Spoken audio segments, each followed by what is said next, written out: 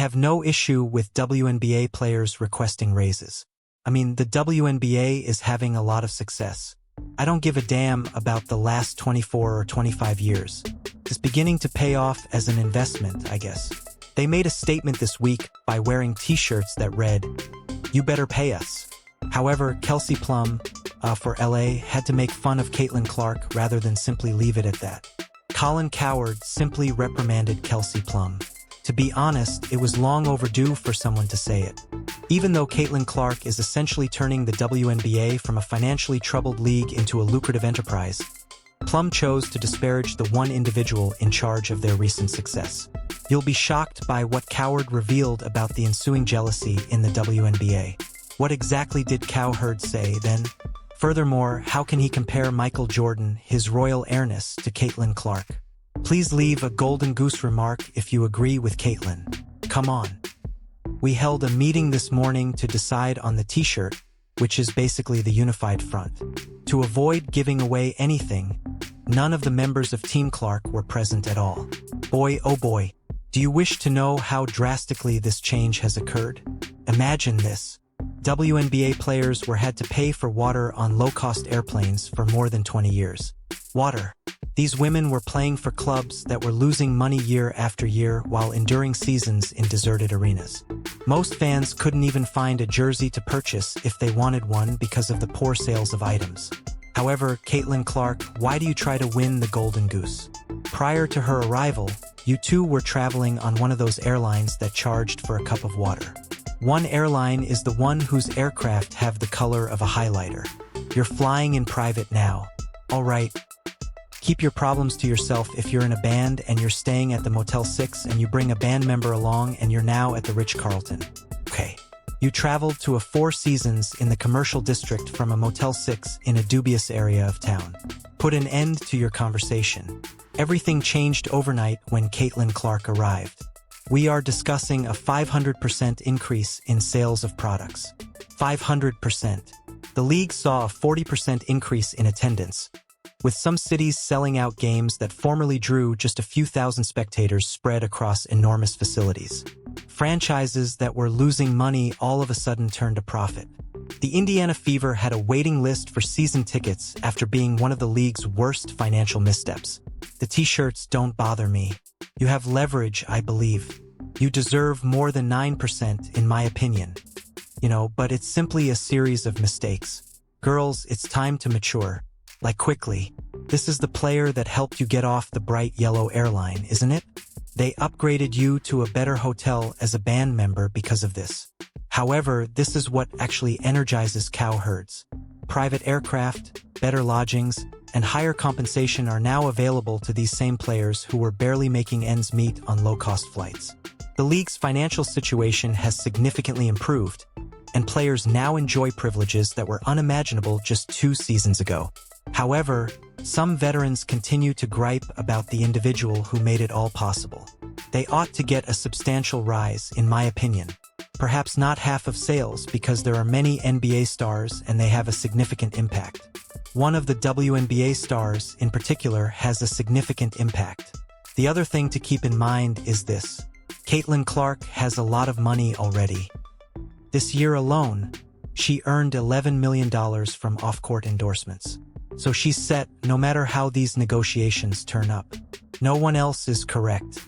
For example, simply act joyful when someone joins the band and everything is improved. Let's be honest about what transpired. By himself, Clark transformed this league from a non-profit into a successful enterprise. Every time she performs, the TV ratings rise. Because they know she attracts attention, sponsors are splurging on the WNBA. Engagement in social media has skyrocketed. The demand for Clark jerseys among young girls is outpacing their production. Whether they like to acknowledge it or not, every player in that league is impacted by the ripple effect. This is the point at which Cowherd becomes extremely frustrated. He witnessed this metamorphosis firsthand and finds it incomprehensible that certain athletes are biting the hand that feeds them. Why would you whine about the person who brought you victory when you've been fighting for decades and are now winning?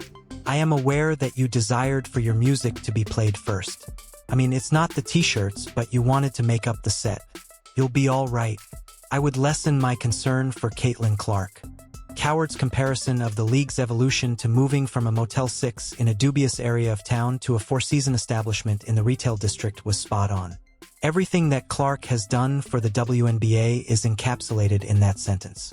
The lodgings, the care, the stability of finances, the respect from the sports media in general. Because one athlete gave women's basketball previously unheard of attention, everything improved. However, some seasoned athletes continue to act as though nothing has changed, stuck in the past. They're moaning about the person who got them out of the Motel 6 while living in four-season luxury.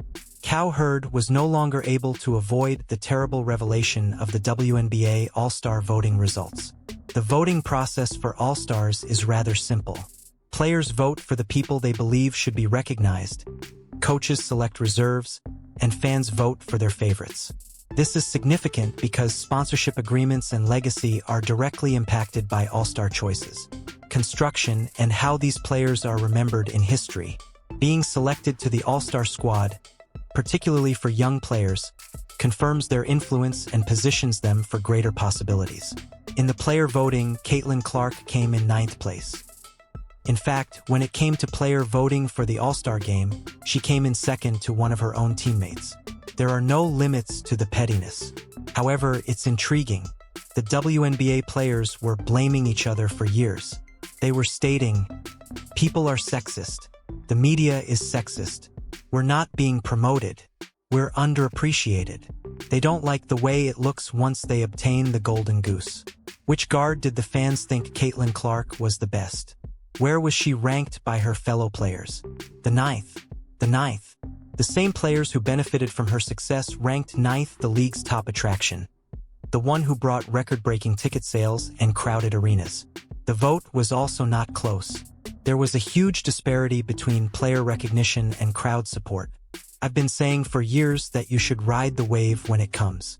I don't know if you're an Indiana girl or an Iowa girl. You have no idea how it appears. Similar. Don't resist. They didn't argue when Puka Aua was selected in the 5th round by the Rams and everyone in camp said, "Oh, we just found a new #1 receiver. He's better than Cooper Kupp." When you saw Tom Brady at the Combine, did you think he was the greatest of all time? Drew Bledo has just signed a $103 million contract with them. Back then, that was a substantial sum of money. After a year, they decide that they will go with Brady. They did not resist. Let's be honest about the true significance of this ranking. It was unrelated. With a game of basketball, Clark was achieving remarkable results, setting numerous records. All-Star recognition was supported by the statistics. This had to do with something quite different, something far more intimate. Consider other youthful sensations throughout the history of sports. Even if they didn't enjoy the attention LeBron James received, seasoned players saw his brilliance when he first appeared on the scene. The tour veterans may not have enjoyed being overshadowed when Tiger Woods was a young player, but they valued his contributions to the game. The resistance looked so blatant and trivial in the Clark case, which makes it feel different. As Cowherd saw these vote results, he didn't hold back. He termed it pettiness, and that's exactly what it was. He brought attention to the WNBA players' utter lack of gratitude for the individual who revolutionized their league. These actors were deliberately working against their own interests rather than embracing what he referred to as the golden goose. This clearly has a racial component, you know? The WNBA players simply dislike the way the wave appears. They desired to take a private flight. They desired greater popularity. They will receive the better deal they sought in the CBA. They desired arenas to be sold out. They succeeded. They simply don't believe that this is the right way to conduct things. You can't fight it, though. The definition of success is just unknown. This is what aggravates me even more. Clark's popularity has directly aided players like Kelsey Plum and AJ Wilson. As more people become aware of the WNBA, their personal profiles have expanded. Clark contributed money to the league, which improved their pay and working conditions. However, they ranked her lower than players with much less influence when it came time to vote for her as an all-star, a sign of professional respect. Each and every. For free marketing, a company in the nation would want to go viral every day. They would all go viral every day if they knew how. You simply don't know. Is it real? People are impacted by it. A small-town kid goes viral all of a sudden, and there's a tentacle of emotion involved. Or a frog that sings. Who knows? I never imagined Caitlin Clark would have such a profound impact. It never occurred to me that Tom Brady would be the GOAT. Don't resist. The meteor and the wave may not appear exactly as you had anticipated. This dispute about voting relates to, just like what we've saw throughout the season on the court. It all comes from the same source. The hard fouls, the needless contact, and the blatant targeting. Some seasoned athletes find it hard to accept that a sophomore altered their entire perception of their league. They are venting their annoyance by punishing Clark for their own accomplishments during games and in the All-Star voting. Hey man, people say, this league has never made money. It's an investment. It's going to make money now. In addition, this is possibly the least profitable league in the next 10 years. As women's basketball improves, it will only get more lucrative, as the Caitlin. The Clark momentum train increases in size. She's not playing well this year after all. She is in pain. She doesn't attend every game. Therefore, this isn't as good as it could be. Like Michael Jordan's second-year injury. The following 12 years were legendary. It's going to be just that. Although Cowherd's parallel makes the Clark predicament very evident, some people find it unsettling. Jordan and Clark both came in as flamboyant rookies who abruptly altered their leagues. Jordan made the NBA a worldwide sensation. Clark is also acting in the same way. Something for the WNBA at the moment. You could question why more people aren't discussing the parallel because it's so clear. Caitlin Clark's skills have improved rapidly. For Michael Jordan, it's similar to the end of his first or third year. She has quickly become quite skilled. She will embarrass you. Therefore, you must either double-team her or throw a body on her. She's making 33-foot shots. And the result of that is what transpired last night. This is what MJ experienced. In every offensive metric, she ranks first and second. This time, she's hitting more threes. Season compared to Steph Curry's MVP debut. And you're embarrassed by her game. The entire tale is revealed by the physical abuse both players received. Jordan was subjected to the Detroit Pistons' notorious Jordan rules, which were intended to wear him down by using forceful contact. Throughout the season, Clark has had to contend with comparable targeting. Similar to how they are currently struggling with Clark, officials had a hard time protecting Jordan in his early years. Regarding Clark's treatment in court, Cowherd said that officials are allowing a lot of things to go unchecked that almost seem out of place. With MJ, it's a little bad boy Pistons. Just so you know, Caitlin Clark stood up. She was unharmed. She continued to do rubbish. Conversing. She made more three-pointers. She was still extraordinary. Stop catering to women if you appreciate them, just like all the greats. She is difficult. She is feisty. She enjoys talking and taunting, and no one is exactly sure how to respond. Do you recall when Clark had to miss a game due to an injury? When teams attempted to physically frighten Jordan early in his career, that is precisely what happened. What these generational superstars delivered to their leagues was too much for the officiating to handle. Both leagues needed to find a way to safeguard their top players while yet permitting basketball in competition. Thank heavens for Draymond Green during Steph Curry's first few years in the league. They were aware of what they were getting into, by the way, in this league. They brought Sophie Cunningham over in a trade for a reason, and I'll get to this in a moment. At 6 years old, she is the youngest black belt in Missouri's history. They saw this puppy coming and brought her over to keep Caitlin Clark safe. The Fever did, but the league isn't sure what to do. You have to put a body on her once more. You must get down on your knees. What did both teams do, They dispatched enforcers. Charles Oakley was hired by the Chicago Bulls to guard Jordan. Sophie Cunningham was acquired by the Indiana Fever to do the same for Clark. According to the Cowherd, the Fever and the Bulls both realized they needed to keep their star safe. This is not an accident. Having a player who changes everything is a wise business move. In the history of basketball, whether it be in high school, college, the WNBA, or the NBA, what would you do if an offensive player humiliated you, Steph, Shaq, MJ, or Caitlin? She cannot be trapped. She will slouch through it. You have to cover her with a body. She needs to be double-teamed. You use trash talk to try to get into her thoughts. It's completely failing. I think it's the best praise there is. There is no difference between the TV ratings and the products. Clark was referred to by Cowherd as a dynastic TV rating changer. Jordan's influence as a rookie was described in the same way. Both athletes instantly became must-watch TV. The NBA's spike in viewership and item sales following Jordan's arrival is also happening in the WNBA. Here's why some individuals find this comparison awkward.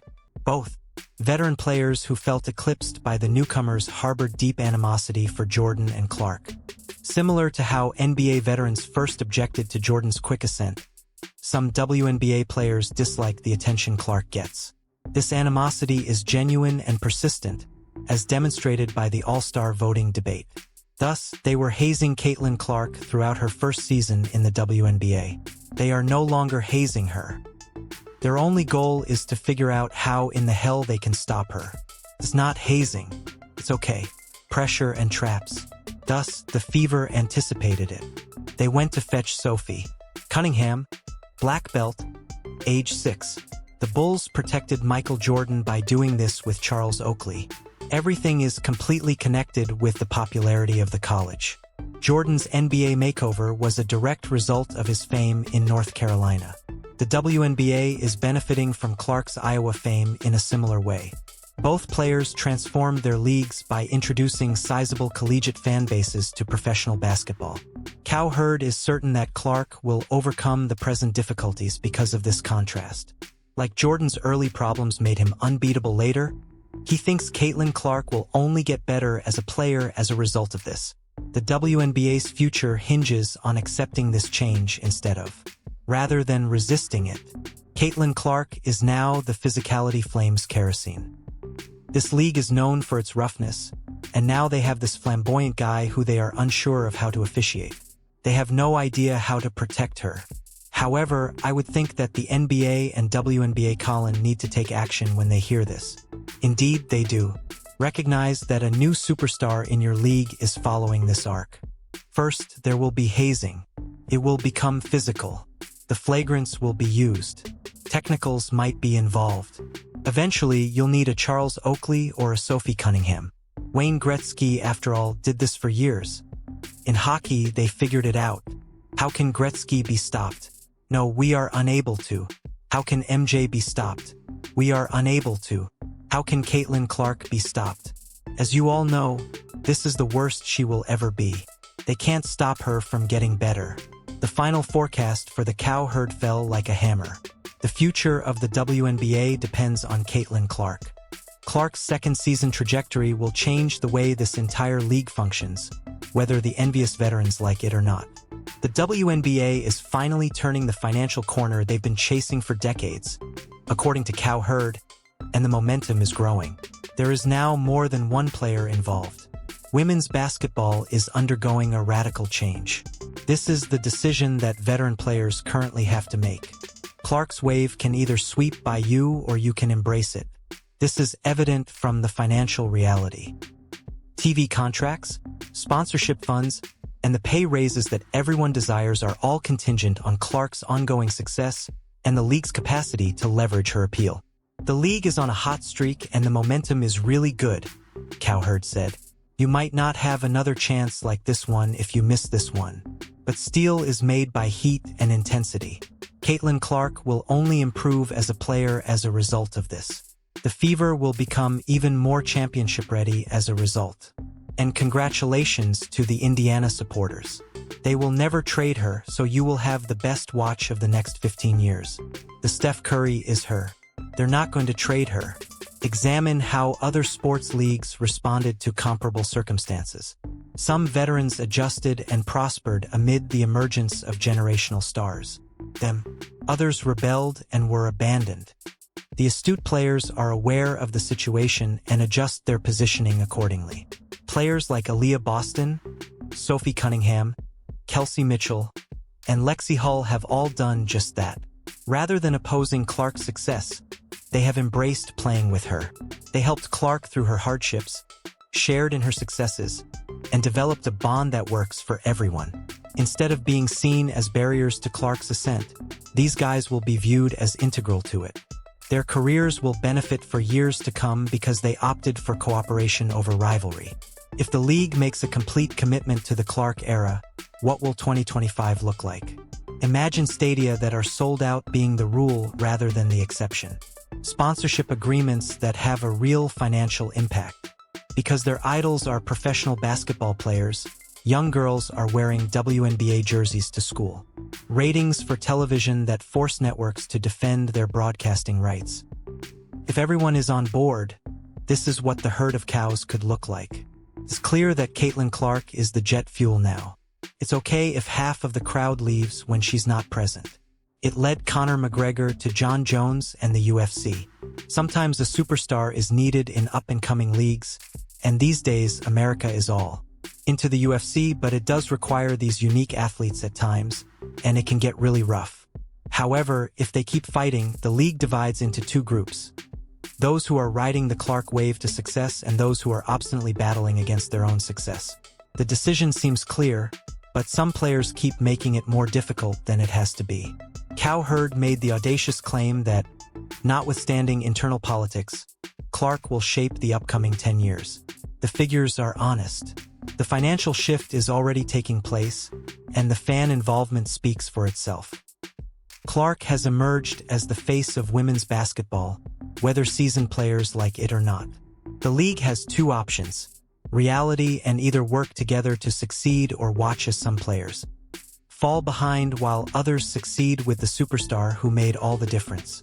Whether or not everyone agrees, the change is taking place. The Cowherd's message is straightforward. Appreciate the golden goose instead of biting the hand that feeds you. Fighting the WNBA's success makes little sense as the league is expanding at an unprecedented rate. Do you want to help women's basketball undergo significant change? Back Caitlin Clark and the players like Lexi Hull, Aaliyah Boston, Sophie Cunningham, and Kelsey Mitchell who are wise enough to accept this change. These athletes recognize the situation and are setting themselves up for long-term success. If everyone stops squabbling and starts cooperating, 2025 might be the year the WNBA finally becomes noticed by the general public. Please leave a golden goose remark, like, subscribe, and enable all notifications if you support Caitlin so that you don't miss anything. We'll see you in the next video. Click the video on the screen.